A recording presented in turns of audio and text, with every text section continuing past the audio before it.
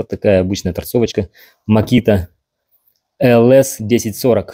Вполне ее достаточно. Вот это не поломка, это просто, чтобы не опускалась защитка. Мешает очень сильно.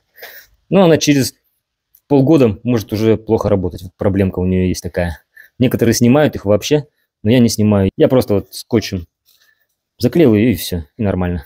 Сюда обычно я одеваю капроновый чулок какой-нибудь, но он слетел у меня. Я все забываю про него.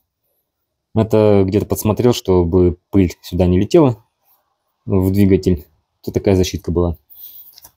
Ну, без нее работаю пока.